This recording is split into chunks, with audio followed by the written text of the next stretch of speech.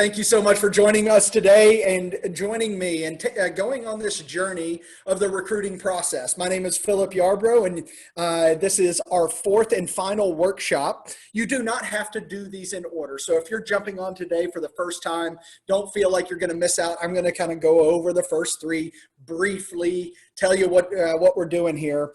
But it's a simple process, a logical process of looking at how do you build a team? How do you impact others? And really, whenever we look at that and sitting down and talking with Rick and Pete and others of saying, hey, let's formalize this process. And so last Friday, we started talking about the first part of that process. On Thursday night, we gave an overview. And if you'd like to go back and share these with your teams or with others, or maybe just go absorb a little bit more material yourself. I was chatting with a few different consultants one-on-one yesterday because they reached out on that last slide that I'll be sharing.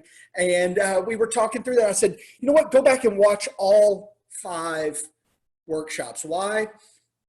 I've been doing a program like very similar to this for 5-6 years. I learn something new every single time that I do it, and I'm the one that developed it. And so I'm looking at it going, for the audience that's hearing it a second, third, and fourth time, you're going to absorb it in a different spot. And so make sure you're going back onto our YouTube channel, on Facebook, wherever you might want to go find these, and make sure you're watching it again, taking the notes, and then take it from the perspective, think through it through the perspective of a consultant on your team, for yourself, as well as a prospect of how can you really think through the psychology of what that is. All right, so let's go ahead and jump in the recruiting process. I'm going to jump through this very quickly. Again, this slide is available for everyone. We've posted it to Facebook. It's in the back office, all of that. The writing's a little small to be able to see it the weatherman style like we're doing, but I'll walk through it again quickly. The first pillar that we did on Friday, and make sure you're jumping back and watching that recording, is make your list.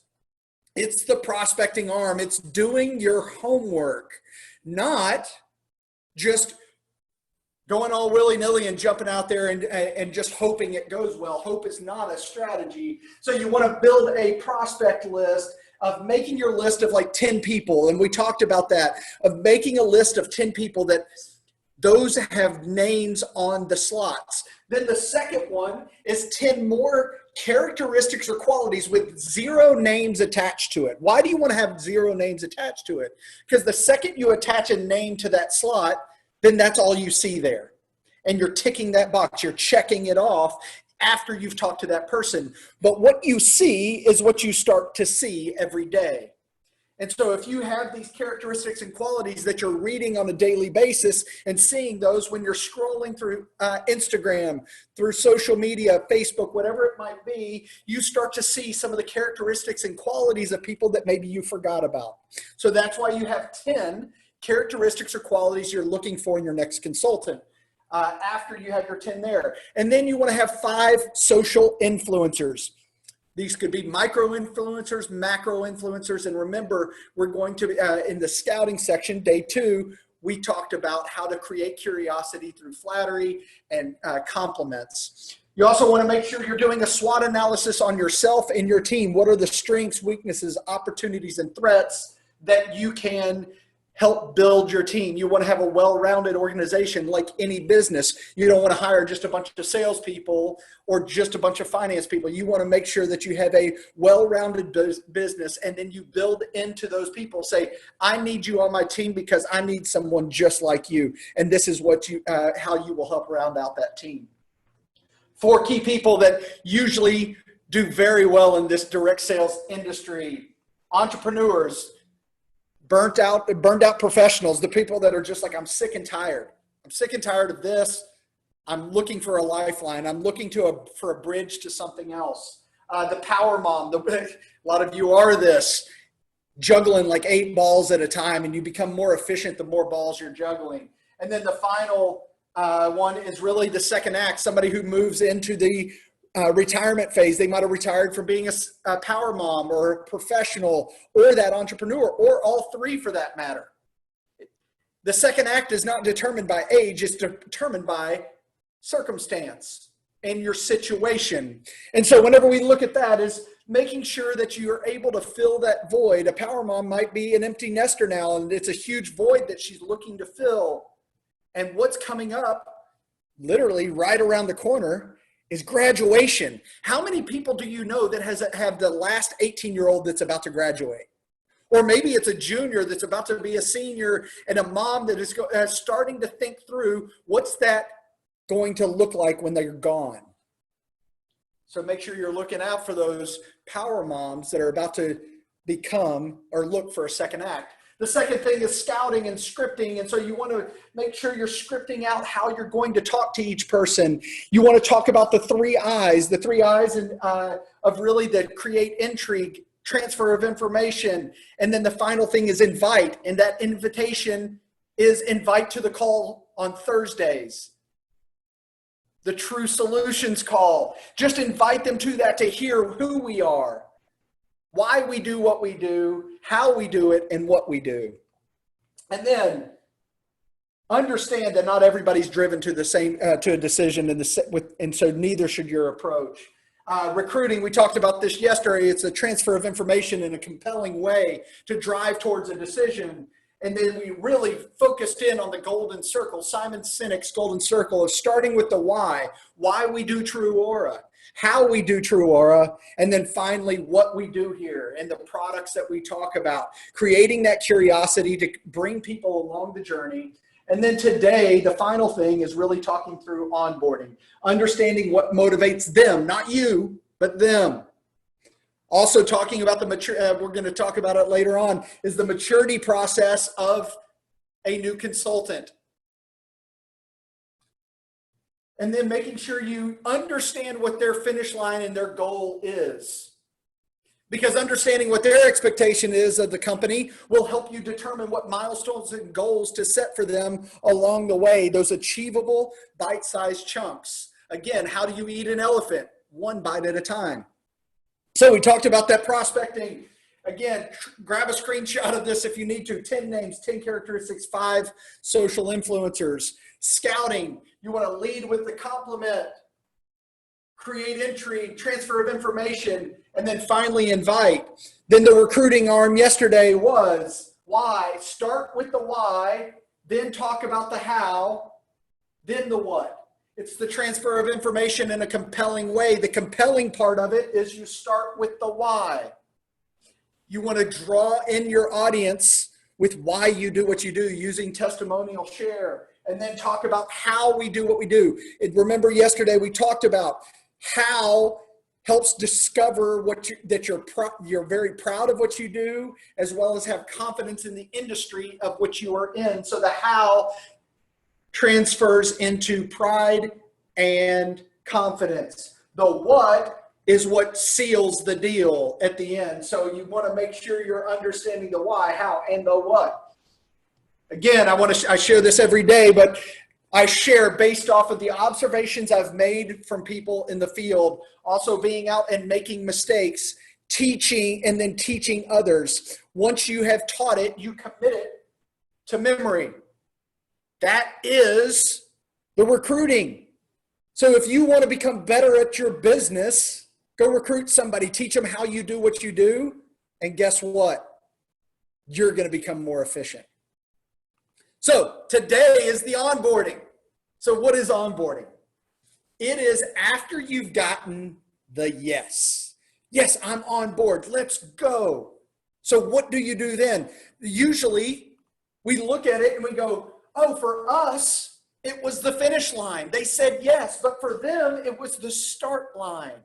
It's the point of most excitement for them. For us, it feels like, oh, we just crossed the finish line. But no, you just crossed the finish line of the training run.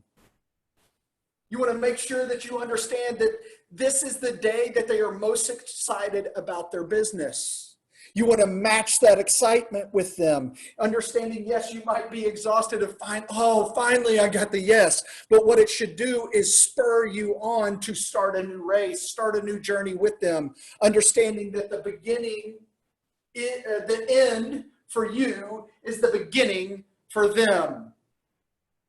Understand expectations. Know what their expectations are of the business, and then respect their maturity level. What does that mean? We're going to talk about it in a minute, but understand that they are at the beginning of their journey. They're not where you are. They are at the low maturity level of an employee, and we'll talk about that in just a second. And then nurture the relationship. Nurture the relationship, much like a plant, like I have over here. His name is Felix. Hi, Felix. You have to nurture him. You have to give the right level of support. If you look closely here, there's some brown spots on the plant. I showed too much love in this time of imprisonment that we have, of wanting that connection and sharing love with something. And I overwatered it, causing it to reject and having brown spots. So you want to make sure you're nurturing it in the right way of the expectations levels. And then you want to make them feel. What does that mean? You want to make them feel special. You want them to make them feel like they're the first person to come along, not just another number. And by doing that, you understand their golden circle, their why, how they're going to do what they do, and then help them understand what we do as a macro. You want to build a plan that is customized for them. And if you want to have a higher retention rate, people that stay on your team longer and that help grow with you and that lock arms with you, you want to build a customized plan for them, not a cookie cutter plan of saying, hey, just follow this and it'll work. You want to understand what their expectations of the business are, not yours. What is the income that they want to gain? Or what is it, the emotions and the feelings and the desires that they have out of starting this business? It will be different for every single person. It might be that they need to make $500 a month. So why would you put a plan together for someone to make $2,000 a month if they only want to make $500?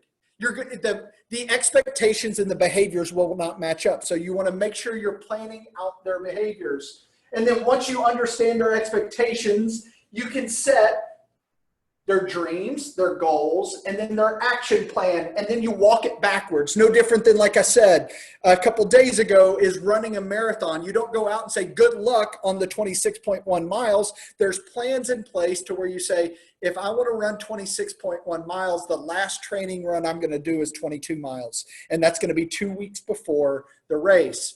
And then a week before that, I'll be running 18 miles. And then a week before that, 15. And then a week before that, this. And so you walk it backwards so that you know what to do tomorrow. You don't walk it forwards and go, I'm going to run 2 miles this week, 3 miles next week. And then all of a sudden you get to the race and you're like, I'm only at 15. I have to jump so far ahead. It's going to be overwhelming. So you want to make sure you're setting digestible milestones along the way. Also, you want to gain permission of your new consultant. They've just said, yes, I'm on board. They've told you what their expectations are. You've walked a plan backwards. You've developed a customized plan for them. And what do I mean by gain permission?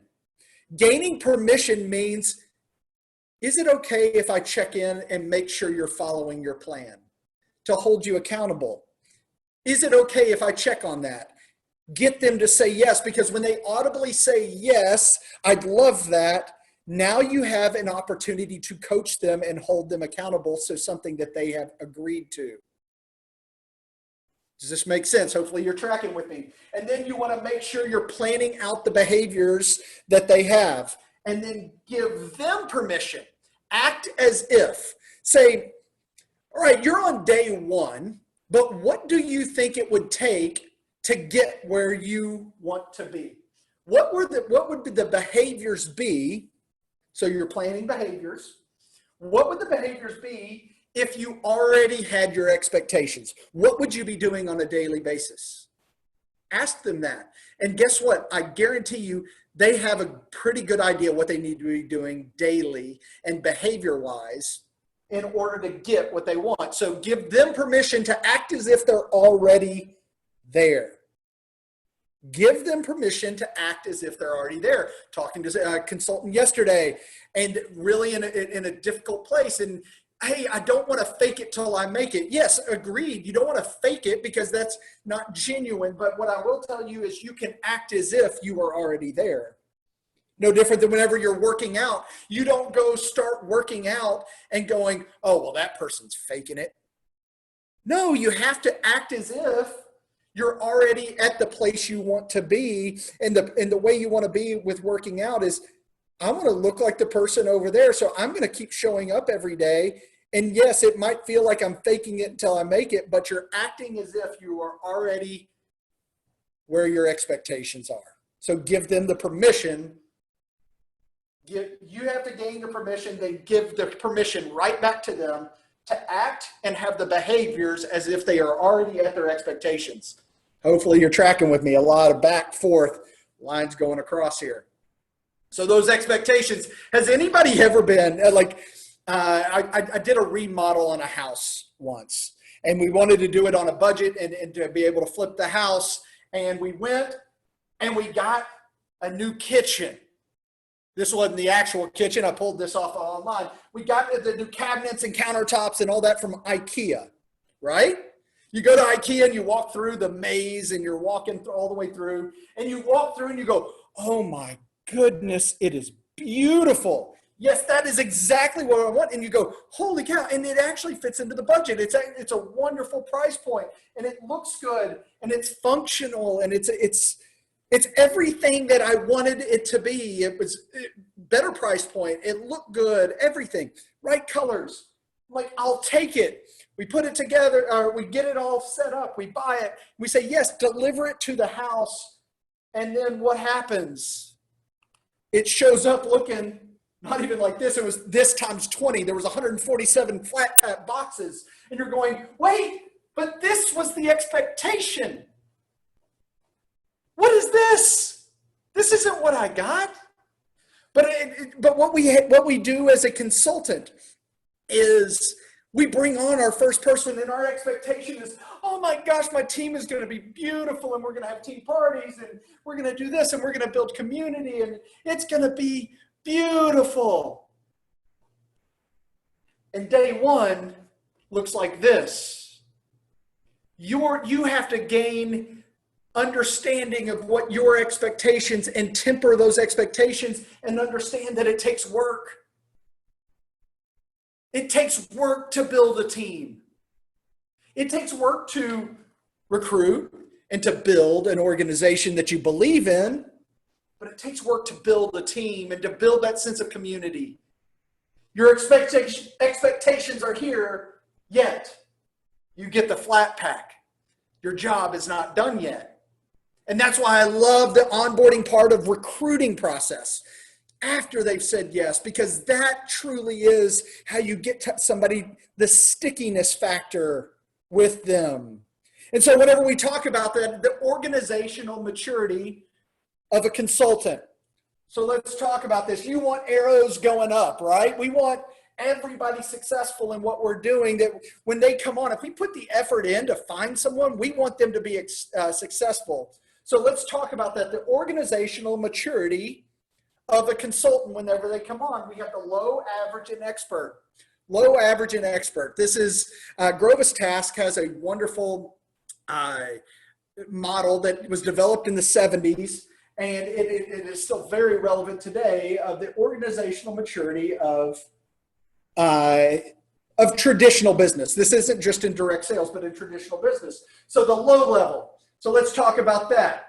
So the low maturity level, this is somebody who just jumped on board. They're like, I'm in. So with traditional companies, the first 3 to 6 months, if you've ever had a traditional job, you might have a 90-day review, right? So it's in 3 months. The first 3 months of the business, you're going to have a 90-day review. But for those first 90 days, you're going to be told what to do, when to do it, where to be, who to talk to, why you're doing it, the goals that you're going to have, and then you're going to be told how you're going to do it. So at the low maturity level, you're told everything. Nothing is left to chance. And so you're actually able to build into somebody and start to build behavioral patterns, and walking hand in hand, your manager or someone in the company will walk hand in hand with you. In direct sales, though, this is what it looks like in the first day. First day. Call me if you have any questions. Does that make sense? Because here in traditional companies, they're working 8 hours a day, 5 days a week. It's not a full-time flex, or it might even be part-time. It might be very part-time for somebody. And so whenever you look at traditional companies, they believe in the nurturing process of a new employee or a new team member. And they say, we're going to pour into you for 3 to 6 months, and we're going to tell you what to do, when to do it, how to do it, who to do it with, and why you're doing it. We're going to develop that pattern of behaviors for you over the first 3 to 6 months. We're going to nurture and hold hands. But whenever it comes to our industry, it's like, oh yeah, I showed you how to do one of them. Are you good now? Do you have any questions? All right, call me. You have my number. Oh, we have team meetings on this day. That would be like halfway through the first day going, hey, go lead. Oh, by the way, you're leading a meeting this afternoon. No, you want to make sure you're understanding the nurturing process of what we're doing. At the average maturity rate of a traditional business, it's after that first 30 or first 90 to 160 or 180 days. And so you get into that average maturity level where you are basically told what your destination should be. You're given the destination, but yet the journey is flexible. Hey, these are your goals. This is what you should achieve. So you're told the why, and then you're given flexibility to determine your path. So you're given the destination and then flexibility in the journey. Tracking with me? So this is a majority of the workforce out there today. A majority of the workforce out there today is given goals and then given flexibility on the journey. And then they're gauged mostly on, did you hit your goal? If they don't hit their goal, then they get put back onto what in the real world is called a PIP, a performance improvement plan, PIP. And so they go back to the low maturity level and been told how to do it, when to do it, and all that, and to get back to that average maturity level. Hopefully this is making sense. So with your team, you need to understand that a lot of the times you still need to be able to give them and remind them of their destination. This is about engagement and engaging your team and engaging that new person along the way. At the expert level, Malcolm Gladwell, a wonderful author, and in Outliers, he talks about the 10,000 hour rule, that it takes 10,000 hours to master a craft. 10,000 hours. So let's think through that. It says 8 hours a day, 5 days a week, 44 weeks a year. That's 5.5 years that it takes to master a craft. But yet, on day one, we have expectations. Our expectations is the end result at IKEA. On day one, you have to understand, you have to go on the journey with them. You might be at this expert level yourself. You've been in part of the industry for 30 years and you're like, yeah, I've forgotten more than most people know about this business. And so you are a master and people learn from you and I'm tracking with you and I get it, but don't put those same expectations on someone who is new because that will overwhelm them, that they have to be an expert from day one. Understand that it takes time and very few people get to this level.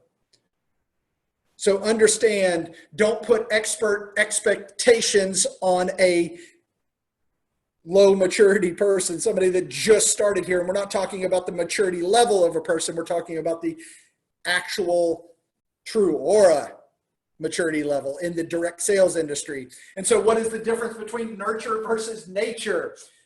Someone's nature is what drives them. It's the qualities in someone.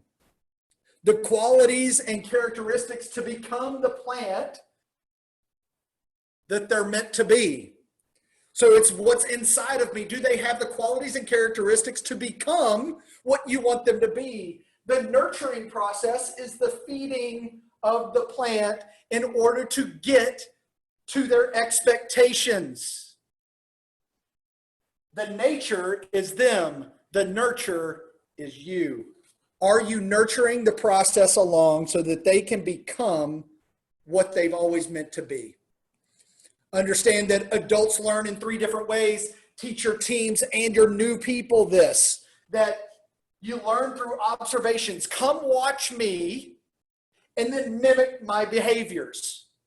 This is how adults learn. Watch me, then mimic my behaviors. You can do this through FaceTime, through Zoom, or in person whenever we can all start getting face-to-face again. But you want to make sure that you're giving them the opportunity to observe what you do. This might be tagging along to a Facebook party, whatever it might be, but you want to give them that opportunity. Then you want to foster an environment that it's okay to make mistakes.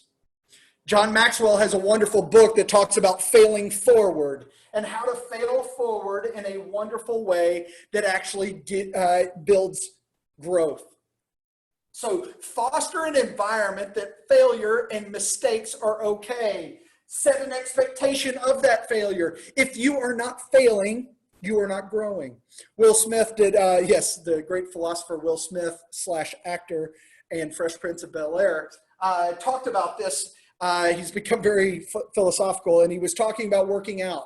He said, if you're not taking your muscles to failure, then they don't tear down and you don't get the soreness. And if you don't get that soreness of the muscles actually tearing down and taking your muscles to failure, they do not grow. So if you want to have growth in your team, growth in your organization, you need to foster an environment of failure, because taking something to failure, something that stretches you, will create an environment of growth. The strain creates growth. And then the final thing is teaching. You want to make sure that in order to learn their business, they need to be teaching others so that they can do it. So start them early. Somebody that joins, you want to say, hey, if you really want to learn this business well, find your best friend and do this together. Do this together with them, and then repeat it often. Why do that? Because whenever you look at this is why I'll just tell you, it takes the same energy for you to onboard one person or 3 people. You invite them to the same call and you just onboard them together. You build a trilogy within them. And so you say, hey, do you have a couple people you'd love to do this? Because it's always a lot more fun to do this with friends. So that's the onboarding and engagement process. I love this part of it because it truly is about empowering action, not just inspiring vision, but empowering action. And so again, let's just recap everything. The recruiting process of prospecting, scouting, recruiting, and onboarding. The full process here. We have a wonderful workshops all along the way, starting last Friday, that touches on all of these. Make sure you're jumping on YouTube to look at these and check them out. And then this is a culmination and a build. Don't just absorb this and hold on to it. Share it. We want to reflect this out. Reflect out the recruiting process. What does that mean? You want to make sure that the recruiting process is reflected out in action. I want to empower, not just inspire you to a new process, but empower you into action and behavior. I want you to reach out to at least 1, 2, 3, 4 people between now and tomorrow night, inviting them to the call. All you have to do is invite.